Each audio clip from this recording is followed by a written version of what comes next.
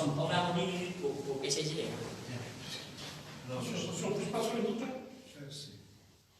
Pour voir si vous entendez quelque chose.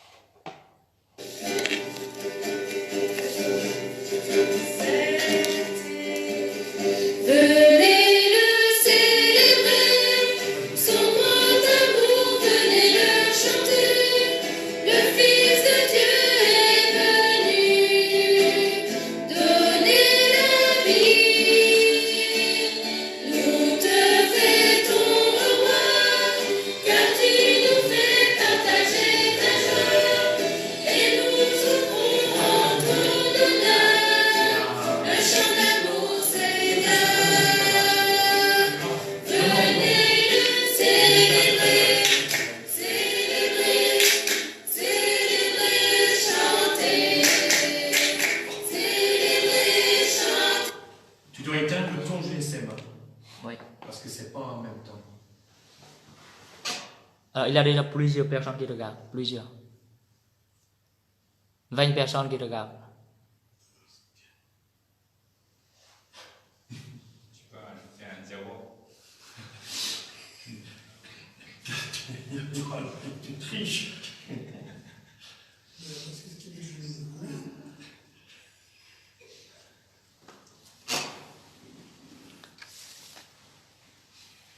Éteins ton GSM.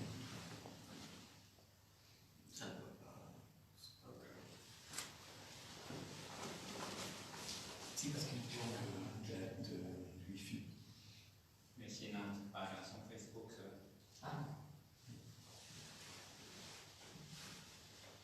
Je vais voir si il y a un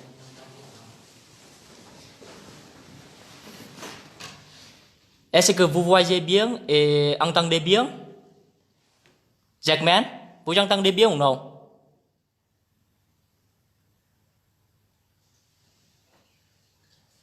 Attends, je vais mettre le micro. Il fait un test avec Germaine. Jackman, dis-moi si tu entends bien. Germaine, voilà les conditions de diffusion.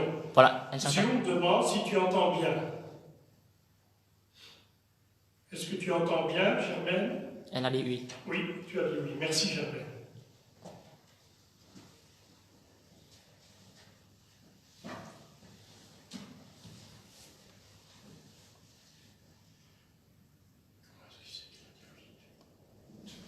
Non. Notez.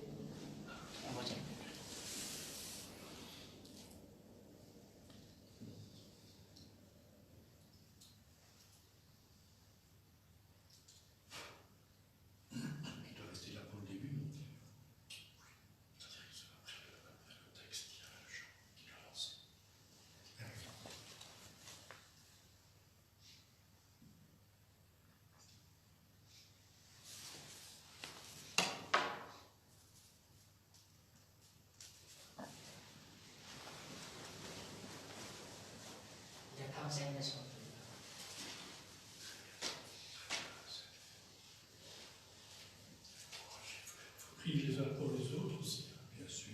Si quelqu'un sent quelque chose, on peut le dire.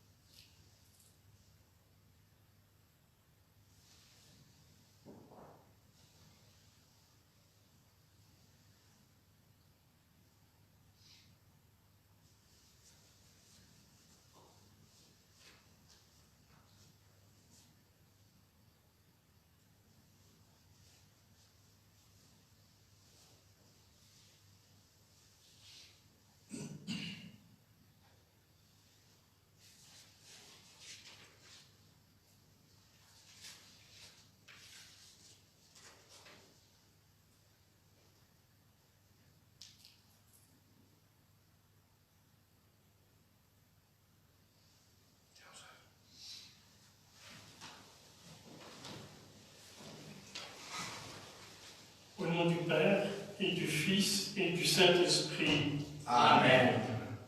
Frères et sœurs, sœurs, je voudrais d'abord remercier tous ceux qui se sont mobilisés pour que cette diffusion ait lieu. Remercie aussi particulièrement la chorale Sinaï qui, chacun dans sa maison, a essayé de confectionner quelques chants pour soutenir notre célébration. Et Marc me disait au début de la célébration, n'oublie pas de dire que nous prions aux intentions que vous nous avez confiées. Je pense que dans les maisonnées, nous avons déjà eu la preuve que nous portons les intentions les uns des autres. Et dans ces situations de confinement et d'isolement, il y a plusieurs qui, par SMS, par Facebook, par Internet, envoient un message demandant la prière. Alors nous allons confier cette célébration particulièrement pour ceux qui souffrent de solitude, ceux qui souffrent aussi de maladies. Aujourd'hui, cette espèce d'épée de Damoclès qui se trouve sur la tête, et notamment la tête des plus âgés. Alors confions au Seigneur et entrons dans cette semaine sainte avec lui. Pendant 40 jours, et sans doute de manière bousculée et bousculante, nous avons essayé de préparer nos cœurs par la prière, la pénitence, le partage fraternel, et voilà, nous voici rassemblés. Rassemblés parce que nous habitons la même maison, nous avons la possibilité de célébrer ensemble, mais rassemblés à travers ces moyens modernes. Mais ces moyens modernes qui nous rappellent aussi que la vie de l'Église, elle se passe là où il y a des pierres vivantes, des cœurs vivants qui sont rassemblés. Et donc, il est heureux de constater aujourd'hui que notre vocation de prêtre, de roi et de prophète, nous pouvons vraiment la vivre. Notre vocation de baptiser, là où nous sommes, dans notre confinement personnel, nous pouvons vivre notre vocation. Et pour commencer avec toute l'Église, la célébration du mystère pascal, aujourd'hui le Christ entre à Jérusalem, la ville sainte où il va mourir et ressusciter. Mettons toute notre foi à rappeler maintenant le souvenir de cette entrée triomphale de notre Sauveur. Suivons-le dans sa passion jusqu'à la croix pour avoir part à sa résurrection et à sa vie. Peut-être que l'un ou l'autre d'entre vous a déjà remarqué près de la croix de Jésus ce rameau tout richichi, tout petit, que nous avons trouvé dans le rare coin de verdure qu'il nous reste là derrière, plein nord, sans soleil. Un frère a trouvé quelque chose, un peu squelettique, mais ce n'est pas ce rameau squelettique qui va nous servir à louer Dieu, c'est notre cœur à nous. Alors que pendant notre célébration et pendant cette semaine sainte, nous ayons vraiment à cœur de le louer. Dieu Tout-Puissant, daigne bénir ces rameaux que nous portons et que nous partagerons un jour pour fêter le Christ, notre Roi. Accorde-nous d'entrer avec lui dans la Jérusalem éternelle, lui qui règne avec toi et le Saint-Esprit, maintenant et pour les siècles des siècles. Amen. Le Seigneur soit avec vous. Et avec votre esprit. Évangile de Jésus-Christ selon saint Matthieu. Gloire à toi, Seigneur. Quelques jours avant la fête de la Pâque, Jésus et ses disciples, approchant de Jérusalem, arrivèrent à Bethphagée, sur les pentes du mont des Oliviers. Alors Jésus envoya 2 disciples. « Allez au village qui est en face de vous. Vous trouverez aussitôt une ânesse attachée et son petit avec elle. Détachez-la et amenez-les à moi. Si l'on vous dit quelque chose, vous répondrez, le Seigneur en a besoin, mais il les renverra aussitôt. » Cela s'est passé pour accomplir la parole transmise par le prophète.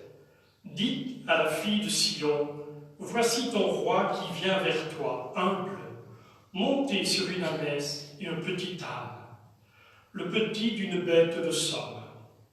Les disciples partirent et firent ce que Jésus leur avait ordonné. Ils amenèrent l'ânesse et son petit âne, disposèrent sur eux leurs manteaux, et Jésus s'assit dessus. Dans la foule, la plupart étendirent leurs manteaux sur le chemin, d'autres coupaient des branches aux arbres et en jonchaient la route. Les foules qui marchaient devant Jésus et celles qui suivaient criaient « Hosanna au fils de David ! Béni soit celui qui vient au nom du Seigneur! Hosanna au plus haut des cieux !» Comme Jésus entrait à Jérusalem, l'agitation gagna toute la ville. On se demandait « Qui est cet homme ?» Et les foules répondaient « C'est le prophète Jésus de Nazareth en Galilée. » Acclamons la parole de Dieu. Louange à toi, Seigneur Jésus. Avec nos frères et sœurs, louons le Seigneur.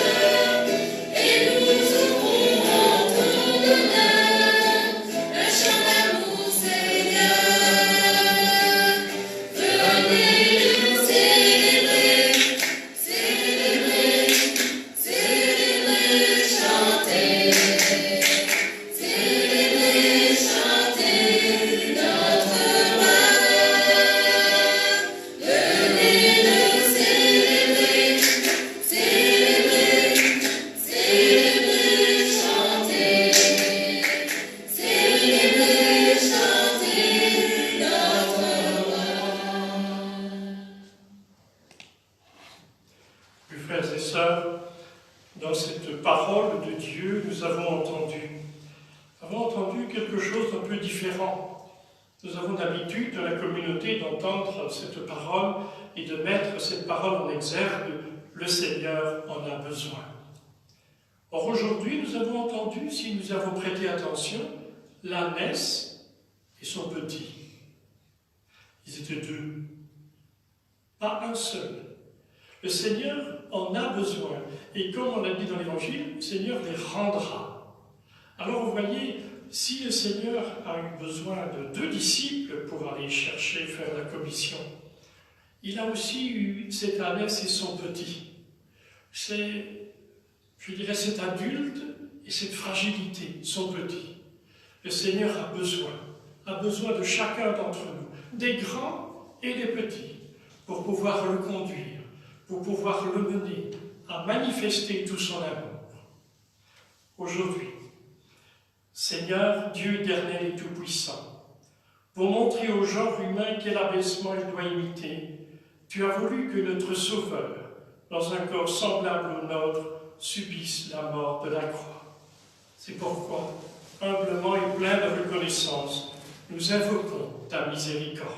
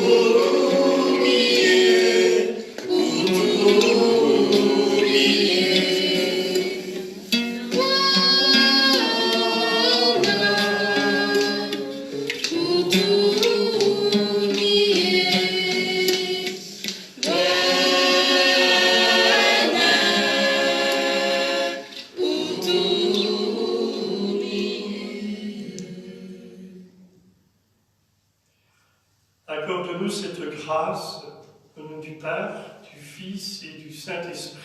Amen. Que ta miséricorde, Seigneur, nous remplisse et nous donne de retenir tes enseignements, les enseignements de la Passion, et d'avoir part à sa résurrection, lui qui règne avec toi et le Saint-Esprit, maintenant et pour les siècles des siècles. Amen.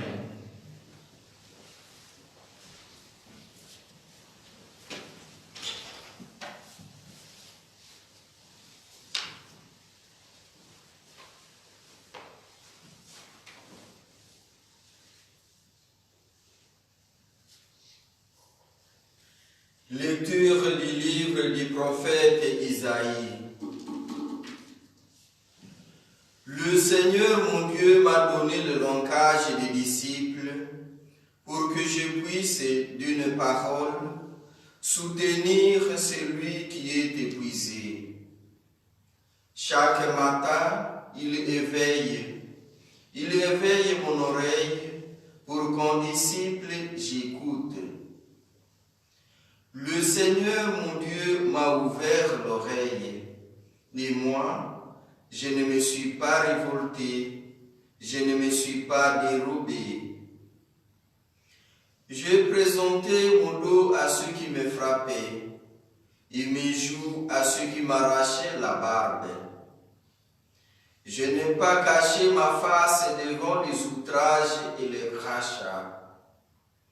Le Seigneur mon Dieu vient à mon secours. C'est pourquoi je ne suis pas atteint par les outrages. C'est pourquoi j'ai rendu ma face dure comme pierre.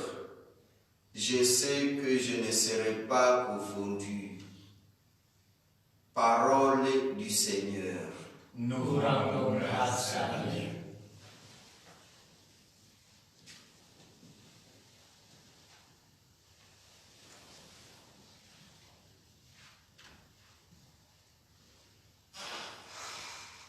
Tous ceux qui me voient me bafouent, ils regardent et haussent la tête. Ils comptent sur le Seigneur qui le délivre, qui le sauve, puisqu'il est son ami. Puis des cieux me cernent, une barque de vorimature. Il me perce les mains et les pieds. Je peux compter sur mes os. Ils partagent entre eux mes habits et tirent au sort mon vêtement. Mais toi, Seigneur, ne sois pas loin. Oh, ma force, viens vite à mon aide. Tu m'as répondu et je proclame ton nom devant mes frères. Je te loue en pleine assemblée, vous qui le craignez, louez le Seigneur.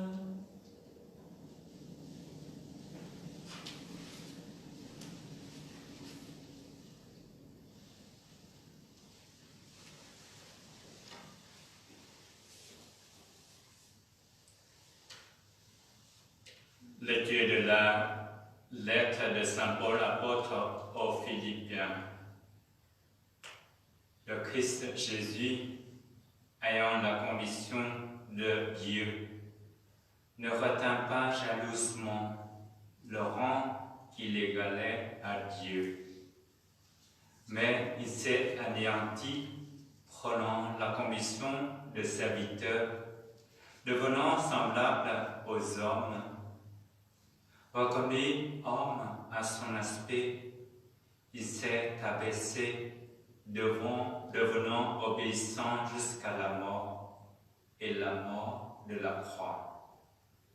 C'est pourquoi Dieu l'a exalté, il l'a doté du nom qui est au-dessus de tout nom, afin qu'au nom de Jésus, tout genou fléchisse au ciel, sur terre et aux enfers, et que toute langue proclame Jésus-Christ est Seigneur, à la gloire de Dieu le Père. Parole du Seigneur. Nous rendons grâce à Dieu.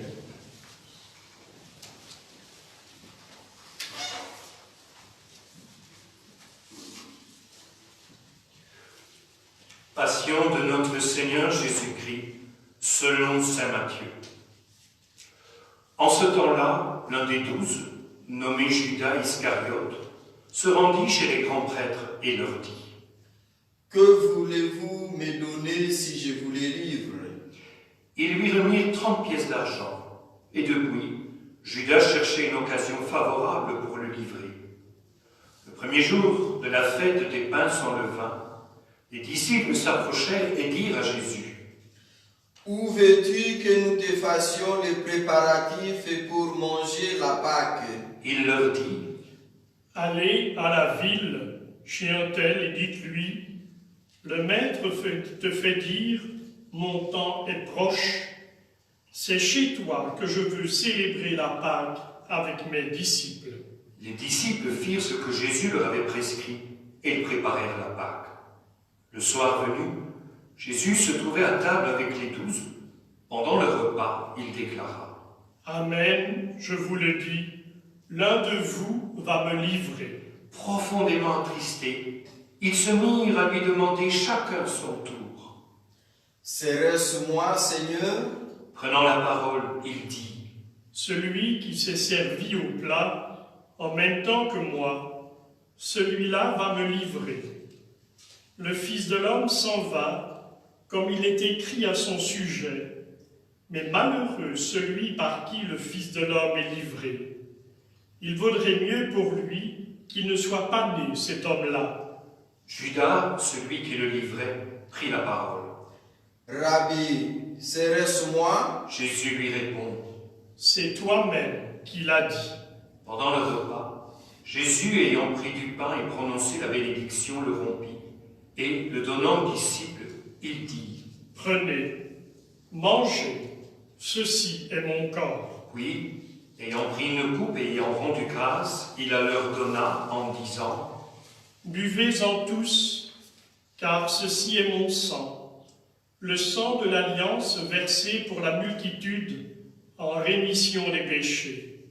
Je vous le dis, désormais, je ne boirai plus de ce fruit de la vigne jusqu'au jour où je le boirai nouveau avec vous dans le royaume de mon Père. Après avoir chanté les psaumes, ils partirent pour le mont des Oliviers. Alors Jésus leur dit : Cette nuit, je serai pour vous tous une occasion de chute, car il est écrit, je frapperai le berger, et les brebis du troupeau seront dispersées. Mais une fois ressuscité, je vous précéderai en Galilée. Prenant la parole, Pierre lui dit : Si tous viennent à tomber à cause de toi, moi je ne tomberai jamais. Jésus lui répondit : Amen, je te le dis. Cette nuit même, avant que le coq chante, tu m'auras renié 3 fois. Pierre lui dit : Même si je dois mourir avec toi, je ne te renierai pas. Et tous les disciples dirent de même. Alors, Jésus parvient avec eux à un domaine appelé Gethsémani et leur dit : Asseyez-vous ici, pendant que je vais là-bas pour prier. Il emmena Pierre, ainsi que Jacques et Jean, les 2 fils de Zébédée, et il commença à ressentir tristesse et angoisse, et il leur dit alors : Mon âme est triste à en mourir. Restez ici et veillez avec moi. Allant un peu plus loin, il tomba face contre terre en priant, et il disait : Mon Père, s'il est possible que cette coupe passe loin de moi, cependant non pas comme moi je veux, mais comme toi tu veux. Puis, il revient vers ses disciples et les trouve endormis. Il dit à Pierre : Ainsi, vous n'avez pas eu la force de veiller seulement 1 heure avec moi? Veillez et priez pour ne pas entrer en tentation. L'esprit est ardent, mais la chair est faible. De nouveau, il s'éloigna et pria. Pour la 2e fois, il disait : Mon Père, si cette coupe ne peut passer sans que je la boive, que ta volonté soit faite. Revenu près des disciples, de nouveau, il les trouva endormis, car leurs yeux étaient lourds de sommeil. Les laissant de nouveau, il s'éloigna et pria pour la 3e fois, en répétant les mêmes paroles. Alors, il revient vers les disciples et leur dit : Désormais, vous pouvez dormir et vous reposer. Voici qu'elle est proche l'heure où le Fils de l'homme est livré aux mains des pécheurs. Levez-vous, allons. Voici qu'il est proche, celui qui me livre. Jésus parlait encore lorsque Judas, l'un des 12, arriva, et avec lui une grande foule armée d'épées et de bâtons, envoyés par les grands prêtres et les anciens du peuple. Celui qui le livrait leur avait donné un signe. Celui que j'embrasserai, c'est lui, arrêtez-le. Aussitôt, s'approchant de Jésus, il lui dit : Salut, Rabbi. Et il l'embrassa. Jésus lui dit : Mon ami, ce que tu es venu faire, fais-le. Alors ils s'approchèrent, mirent la main sur Jésus et l'arrêtèrent. L'un de ceux qui étaient avec Jésus, portant la main son épée, la tira, frappa le serviteur du grand prêtre et lui trancha l'oreille. Alors Jésus lui dit : Rentre ton épée, car tous ceux qui prennent l'épée périront par l'épée. Crois-tu que je ne puisse pas faire appel à mon Père ? Il mettrait aussitôt à ma disposition plus de 12 légions d'anges. Mais alors, comment s'accompliraient les Écritures selon lesquelles il faut qu'il en soit ainsi ? À ce moment-là, Jésus dit aux foules : Suis-je donc un bandit pour que vous soyez venus vous saisir de moi avec des épées et des bâtons ? Chaque jour dans le temple, j'étais assis en train d'enseigner, et vous ne m'avez pas arrêté. Mais tout cela est arrivé pour que s'accomplissent les écrits des prophètes. Alors tous les disciples l'abandonnèrent et s'enfuirent. Ceux qui avaient arrêté Jésus l'amenèrent devant Caïphe le grand prêtre, chez qui s'étaient réunis les scribes et les anciens. Quant à Pierre, il le suivait à distance jusqu'au palais du grand prêtre. Il entra dans la cour et s'assit avec les serviteurs pour voir comment cela finirait. Les grands prêtres et tout le conseil suprême cherchaient un faux témoignage contre Jésus pour le faire mettre à mort. Ils n'en trouvèrent pas. Pourtant, beaucoup de faux témoins s'étaient présentés. Finalement, ils s'en présenta 2 qui déclarèrent : Celui-là a dit : Je peux détruire le sanctuaire de Dieu et en 3 jours le rebâtir. Alors le grand prêtre se leva et lui dit : Tu ne réponds rien ? Que dis-tu des témoignages qu'ils portent contre toi ? Mais Jésus gardait le silence. Le grand prêtre lui dit : Je t'assure, par le Dieu vivant, de nous dire si c'est toi qui es le Christ, le Fils de Dieu. Jésus lui répond : C'est toi-même qui l'as dit. En tout cas, je vous le déclare. Désormais, vous verrez le Fils de l'homme siéger à la droite du Tout-Puissant et venir sur les nuées du ciel. Alors le grand prêtre déchira ses vêtements en disant : Il a blasphémé. Pourquoi nous faut-il encore des témoins ? Vous venez d'entendre le proclamer. Quel est votre avis ? Ils répondirent : Il mérite la mort. Alors ils lui crachèrent au visage et le giflèrent. D'autres le rouèrent de coups en disant : Fais-nous le prophète au Christ qui t'a frappé. Cependant, Pierre était assis dehors dans la cour. Une jeune servante s'approcha de lui et lui dit : Toi aussi, tu étais avec Jésus, le Galiléen. Mais il le nia devant tout le monde et dit : Je ne sais pas de quoi tu parles. Une autre servante le vit sortir en direction du portail, et elle dit à ceux qui étaient là : Celui-ci était avec Jésus, le Nazaréen. De nouveau, Pierre le nia en faisant ce serment. Je ne connais pas cet homme. Peu après, ceux qui se tenaient là s'approchèrent et dirent à Pierre : Sûrement, toi aussi, tu es l'un d'entre eux. D'ailleurs, ta façon de parler te trahit. Alors il se mit à protester violemment et à jurer : je ne connais pas cet homme. Et aussitôt, un coq chanta. Alors Pierre se souvint de la parole que Jésus lui avait dite. Avant que le coq chante, tu m'auras renié 3 fois. Il sortit dehors, pleura amèrement. Le matin venu, tous les grands prêtres et les anciens du peuple tinrent conseil contre Jésus pour le faire mettre à mort. Après l'avoir ligoté, ils l'emmenèrent et le livrèrent à Pilate, le gouverneur. Alors, en voyant que Jésus était condamné, Judas, qui l'avait livré, fut pris de remords. Il rendit les 30 pièces d'argent aux grands prêtres et aux anciens. Il leur dit: Je péchais en livrant à la mort un innocent. Ils répliquèrent: Que nous apporte cela te regarde. Jetant alors les pièces d'argent dans le temple, il se retira et alla se pendre. Les grands prêtres amassèrent l'argent et dirent: Il n'est pas permis de le verser dans le trésor, puisque c'est le prix du sang. C'est par tes souffrances, Seigneur, que nous sommes sauvés. C'est par tes souffrances, Seigneur, que nous sommes sauvés. Après avoir tenu conseil, ils achetèrent avec cette somme le champ du potier pour y enterrer les étrangers. Voilà pourquoi ce champ est appelé jusqu'à ce jour le champ du sang. Alors fut accomplie la parole prononcée par le prophète Jérémie. Ils ramassèrent les 30 pièces d'argent, le prix de celui qui fut mis à mort, le prix fixé par les fils d'Israël. Et ils les donnèrent pour le champ du potier, comme le Seigneur me l'avait ordonné. On fit comparaître Jésus devant Pilate.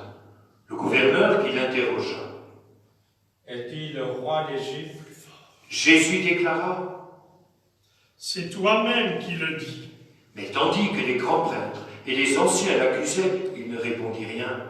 Alors Pilate lui dit: Tu n'entends pas tous les témoignages portés contre toi? Mais Jésus ne lui répondit plus un mot, si bien que le gouverneur fut très étonné. Or, à chaque fête, celui-ci avait coutume de relâcher un prisonnier, celui que la foule demandait. Il y avait alors un prisonnier bien connu, nommé Barabbas.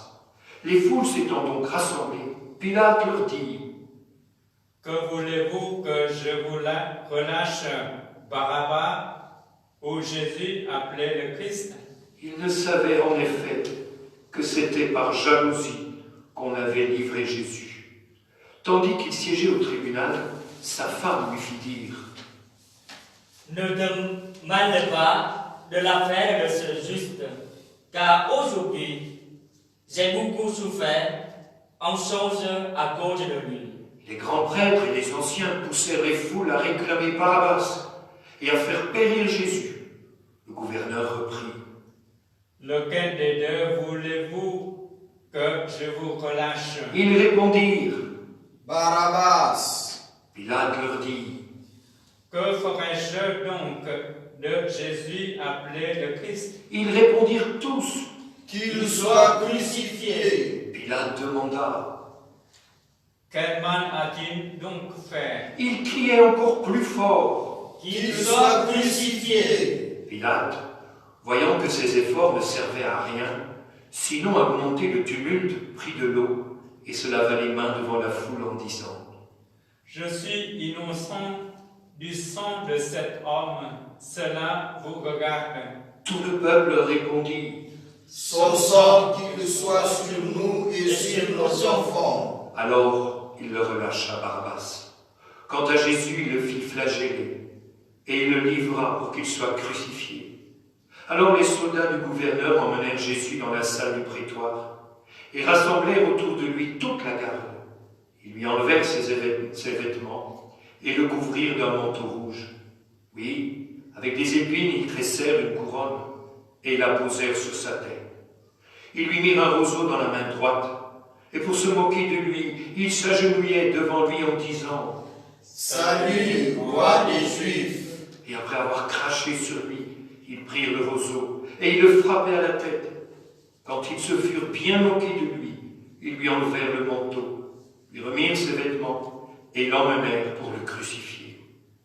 En sortant, ils trouvèrent un homme, Simon, originaire de Cyrène, et ils le réquisitionnèrent pour porter la croix de Jésus. Arrivés en un lieu dit Golgotha, c'est-à-dire lieu du crâne ou calvaire, ils donnèrent à boire à Jésus du vin mêlé de fiel. Il en goûta, mais ne voulut pas boire. Après l'avoir crucifié, ils se partagèrent ses vêtements en tirant au sort, et il restait là, assis, à le garder. Au-dessus de sa tête, ils placèrent une inscription indiquant le motif de sa condamnation. Celui-ci est Jésus, le roi des Juifs. Alors, on crucifia avec lui 2 bandits, l'un à droite et l'autre à gauche.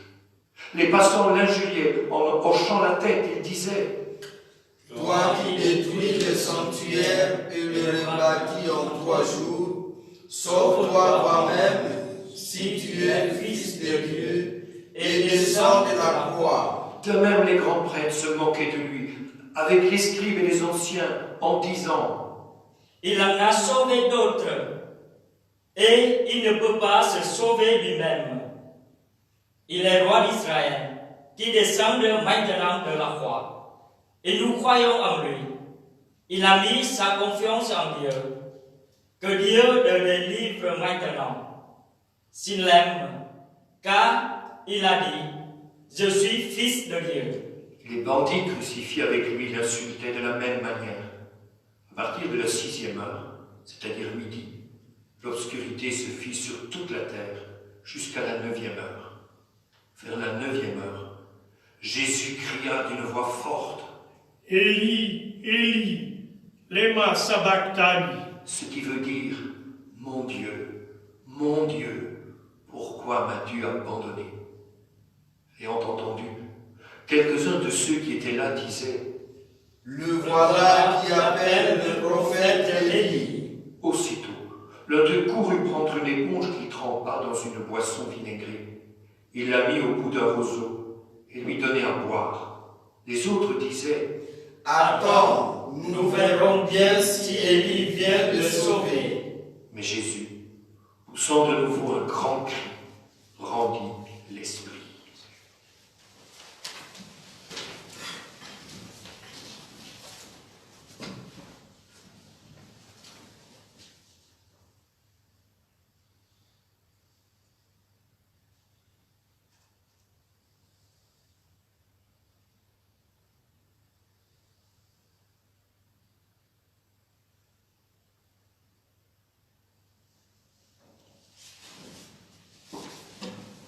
Et voici que le rideau du sanctuaire se déchira en 2, depuis le haut jusqu'en bas. La terre trembla et les rochers se fendirent. Les tombeaux s'ouvrirent, les corps de nombreux saints qui étaient morts ressuscitèrent. Et en sortant des tombeaux, après la résurrection de Jésus, ils entrèrent dans la ville sainte et se montrèrent un grand nombre de gens. À la vue du tremblement de terre et de ces événements, le centurion et ceux qui avec lui gardaient Jésus furent saisis d'une grande crainte et dirent « Vraiment, celui-ci était fils de Dieu. » Il y avait là de nombreuses femmes qui observaient de loin. Elles avaient suivi Jésus depuis la Galilée pour le servir.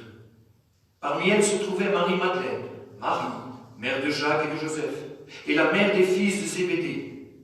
Comme il se faisait tard, arriva un homme riche, originaire d'Arimathie, qui s'appelait Joseph, et qui était devenu lui aussi disciple de Jésus. Il alla trouver Pilate pour demander le corps de Jésus. Alors Pilate ordonna qu'on le lui remette. Prenant le corps, Jésus l'enveloppa dans un linceul immaculé et le déposa dans le tombeau neuf qu'il s'était fait creuser dans le roc. Puis, il roula une grande pierre à l'entrée du tombeau et s'en alla. Or, Marie-Madeleine et l'autre Marie étaient là, assises, en face du sépulcre.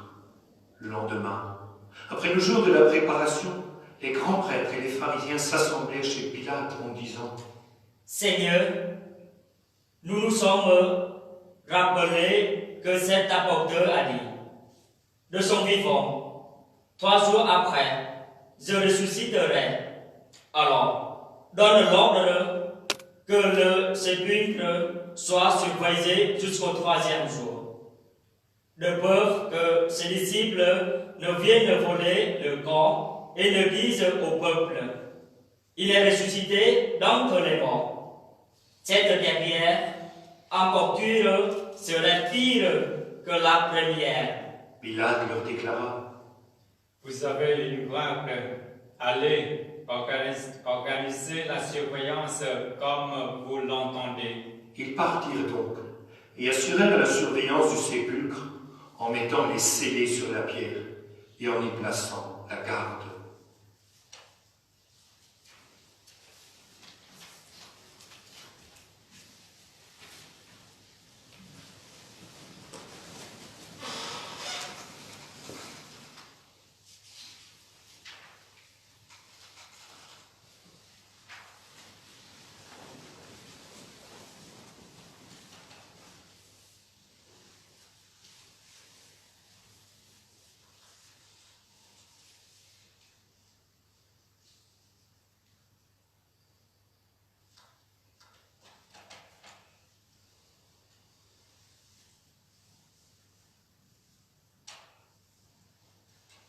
Je voudrais relever 2 choses.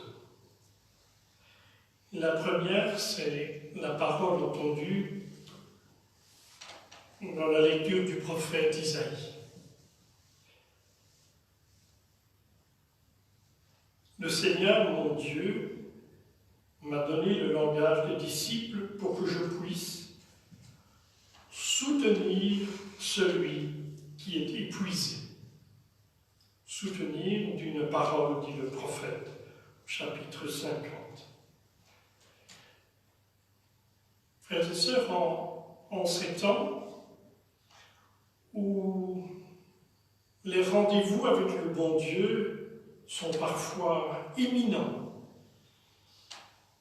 d'une manière surprenante, subite, il est important que nous puissions nous soutenir mutuellement et soutenir particulièrement ceux qui sont épuisés. Et les centurions, à la vue des signes, à la vue des bouleversements, proclament « Oui, cet homme est le Fils de Dieu ». Et donc, nous pouvons nous poser aujourd'hui, en ce temps de confinement, la question suivante. Comment est-ce que nous soutenons les épuisés? Comment nous rendons de l'espoir, de l'espérance? Ça, c'est notre mission, soutenir l'épuisé. La confession ne nous appartient pas. La confession de dire « oui, cet homme est le Fils de Dieu », cette confession que proclame le centurion, cette confession ne nous appartient pas. C'est comme si nous faisions quelque chose et que nous attendions une récompense. Ce que le Seigneur attend de nous, c'est que nous soutenions l'épuisé d'une manière gratuite, sans arrière-pensée aucune de récompense. La révélation de l'amour est un fruit de Dieu dans le cœur des hommes et des femmes. C'est Dieu qui révèle dans le cœur des hommes et des femmes, à travers peut-être ce qu'ils ont vu et ce qu'ils voient, c'est Dieu qui révèle qu'il est le Fils de Dieu.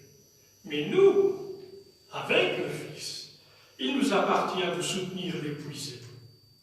Et sans doute que vous aussi, à 20 heures, d'une manière anonyme et bien concrète, vous pouvez soutenir l'épuisé.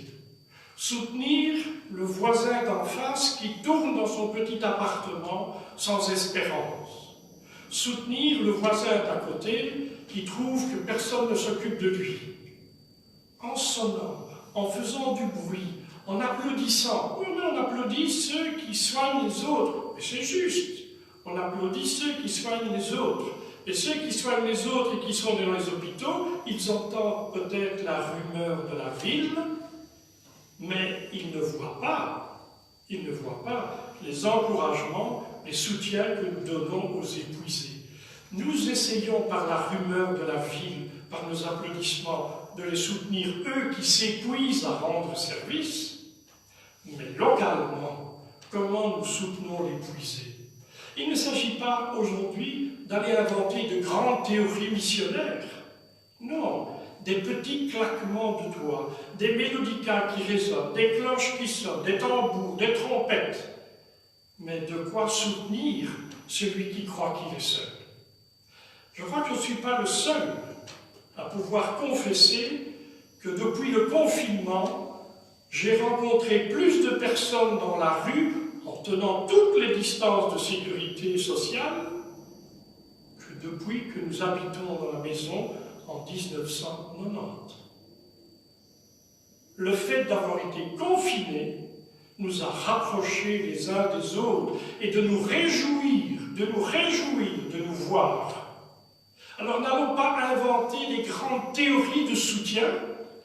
Nous pouvons soutenir l'épuisé d'une manière concrète en ces jours-ci. Et nous devrons le faire demain. Demain.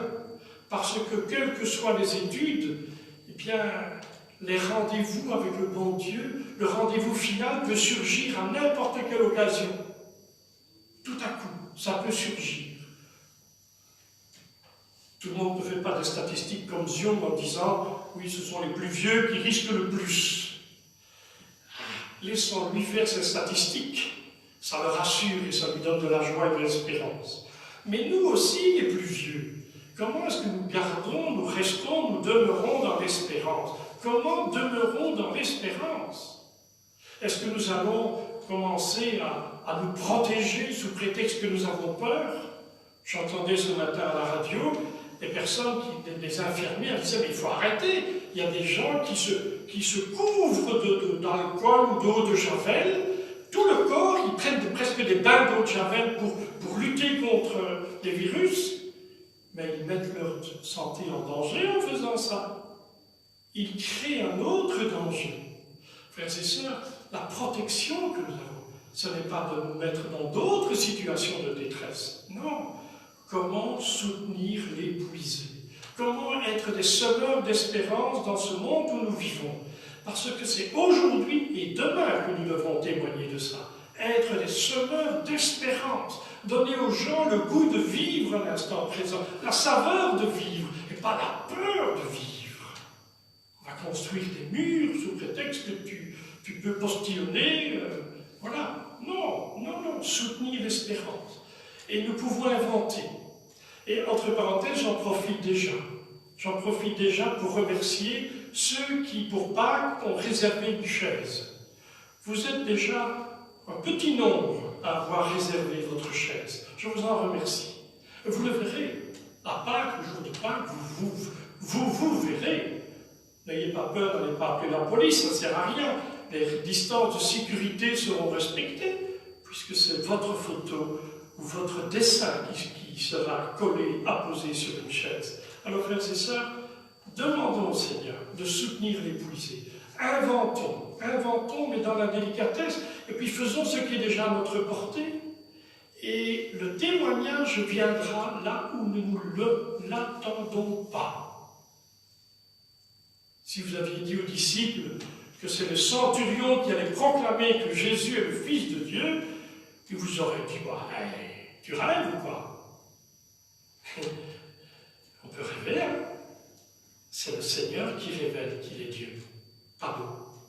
Mais nous pouvons faire tout pour susciter le questionnement dans le cœur de nos frères et sœurs.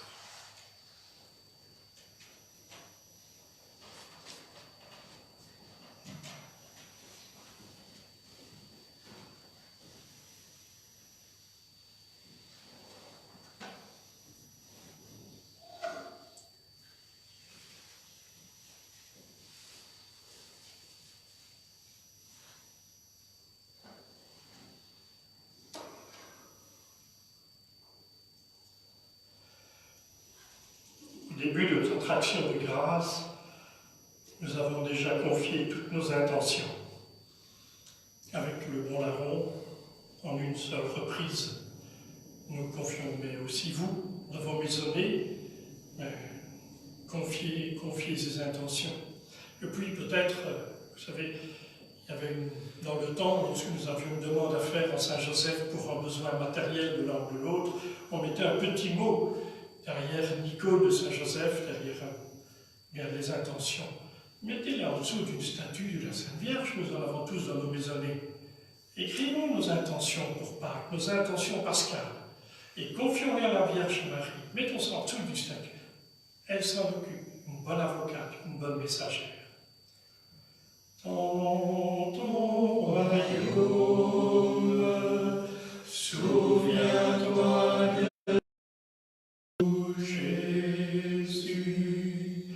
Dans ton royaume, souviens-toi de nous, Jésus.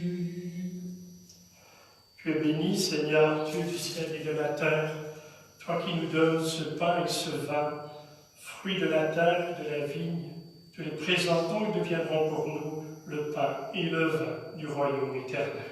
Béni soit Dieu maintenant et toujours. Prions ensemble au moment d'offrir le sacrifice de toute l'Église. Pour la gloire de Dieu et le salut du monde. Souviens-toi, Seigneur, de la passion de ton Fils.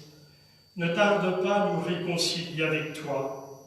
Il est vrai que nous n'avons pas mérité ton pardon, mais nous comptons sur ta miséricorde et sur la grâce du sacrifice de Jésus, lui qui règne pour les siècles des siècles.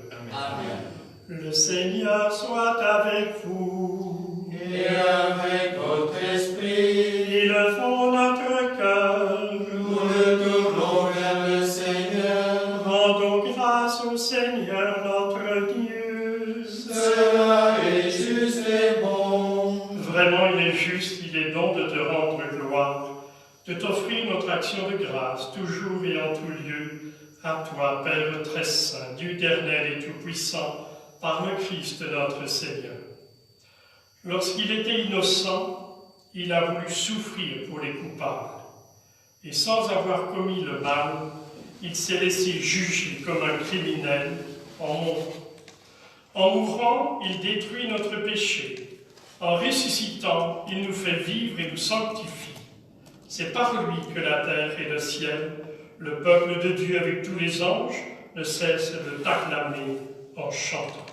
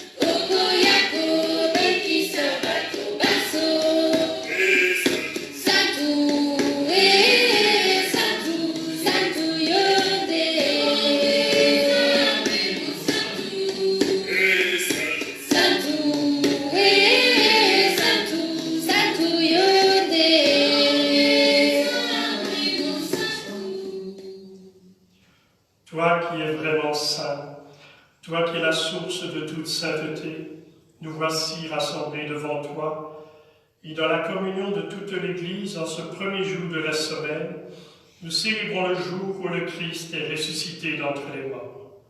Par lui que tu as élevé à ta droite, Dieu notre Père, nous te prions. Sanctifie ces offrandes en répandant sur elles ton esprit, qu'elle devienne pour nous le corps et le sang de Jésus le Christ, notre Seigneur. Au moment d'être livré et d'entrer librement dans sa passion, il prit le pain, il rendit grâce, il le rompit, il le donna à ses disciples en disant « Prenez et mangez-en tous, ceci est mon corps livré pour vous. »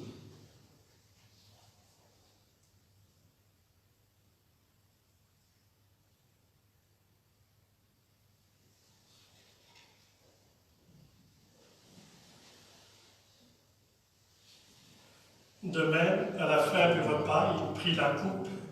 De nouveau, il rendit grâce et la donna à ses disciples en disant « Prenez et buvez-en tous, car ceci est la coupe de mon sang, le sang de l'alliance nouvelle et éternelle, qui sera versé pour vous et pour la multitude en rémission des péchés. Vous ferez cela en mémoire de moi. »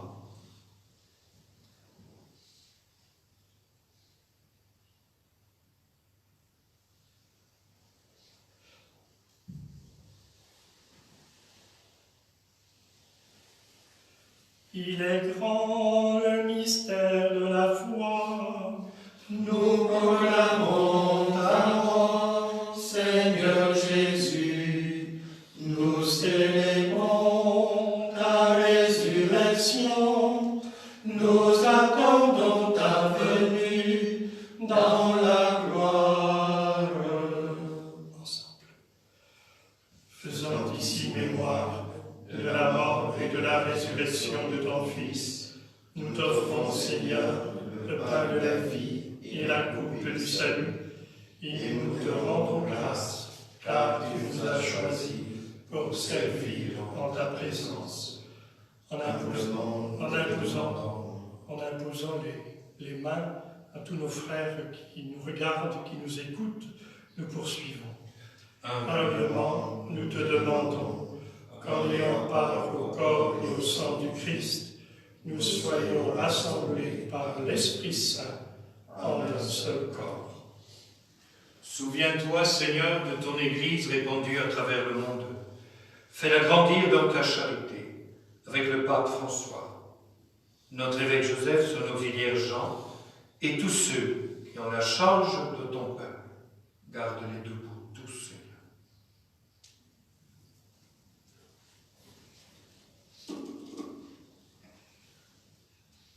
Souviens-toi aussi de nos sœurs et de nos frères qui se sont endormis dans l'espérance de la résurrection.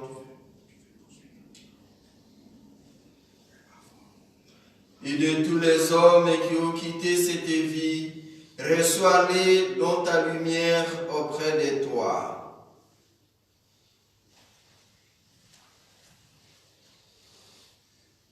Sur le tout sans fin, nous implorons ta bonté. Permets qu'avec la Vierge Marie, la bienheureuse Mère de Dieu, avec Saint Joseph, son époux, les apôtres et les saints de tous les temps, qui ont vécu dans ton amitié, nous ayons pas à la vie éternelle, et que nous chantions ta louange par Jésus-Christ, ton Fils bien-aimé. Par lui, avec lui et en lui, à toi, Dieu le Père Tout-Puissant, dans l'unité du Saint-Esprit, tout honneur et toute gloire, pour les siècles des siècles. Amen.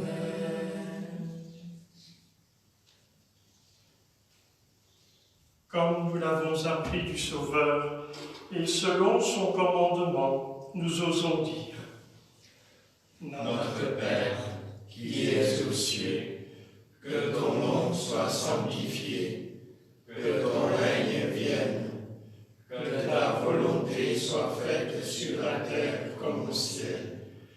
Donne-nous aujourd'hui notre pain de ce jour.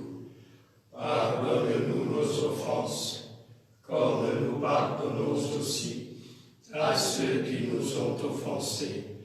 Et ne nous laisse pas entrer en tentation, mais délivre-nous du mal. Car c'est à toi qu'appartiennent le règne, la puissance et la gloire, pour les siècles des siècles. Seigneur Jésus-Christ, tu as dit à tes apôtres, je vous laisse la paix, je vous donne ma paix. Ne regarde pas nos péchés, mais la foi de ton Église, pour que ta volonté s'accomplisse, donne-lui toujours cette paix, et conduis-la vers l'unité parfaite, toi qui règnes pour les siècles des siècles. Amen. Que la paix du Seigneur soit toujours avec vous. Et avec votre esprit. Alors, frères et sœurs, de tout cœur, nous allons d'abord nous tourner vers vous pour vous souhaiter la paix du Seigneur. Et entre nous aussi.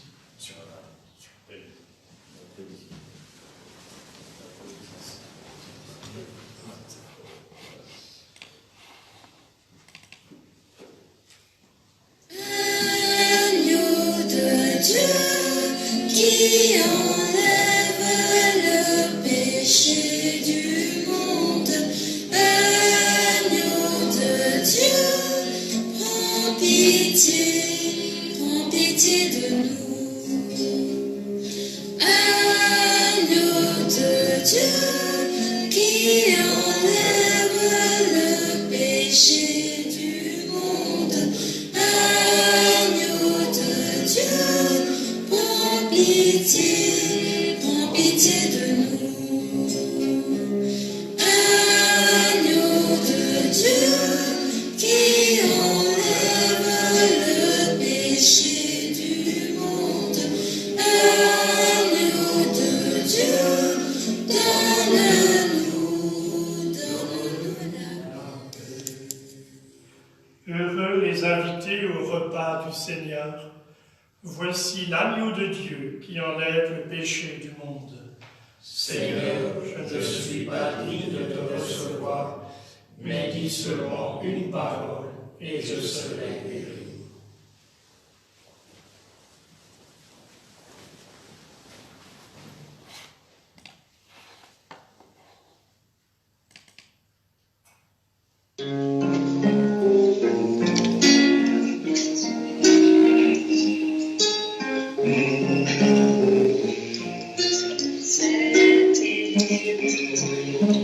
Ô Seigneur, tu m'as séduit.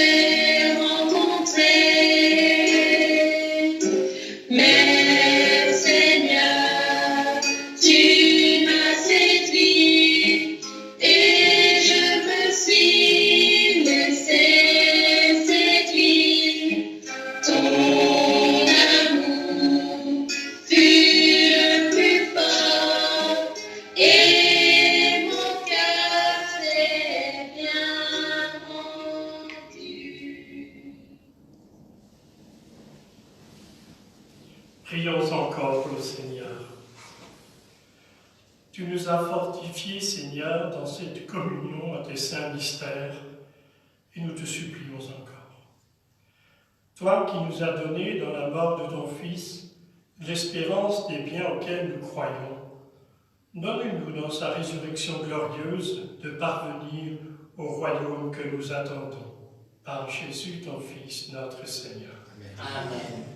Frères et sœurs, Dieu votre Père, le Père de toute miséricorde, vous a donné dans la passion de son Fils la plus belle preuve de son amour, qu'il vous aide maintenant à découvrir à son service et à celui de vos frères et sœurs jusqu'où va le don de sa grâce. Amen. Il vous a donné de vivre en Jésus qui a subi la mort pour vous sauver d'une mort éternelle, qu'il vous fasse don de sa vie. Amen. Après l'avoir suivi dans les épreuves, puissiez-vous entrer avec lui dans sa gloire de ressuscité. Amen. Et que le Seigneur Tout-Puissant qui vous aime vous bénisse, lui qui est Père, Fils et Esprit Saint. Amen. Allons dans la paix et la joie du Christ. Nous rendons grâce à Dieu. Frères et sœurs, souhaitons vraiment qu'en famille, tout puisse bien se passer, ou même dans votre petit ermitage, mais que votre ermitage, l'appartement, mais soit ouvert sur le monde dans l'amour. Merci, et aussi merci à tous ceux qui ont permis. Oui, il y a Paul qui fait. On va vous applaudir aussi.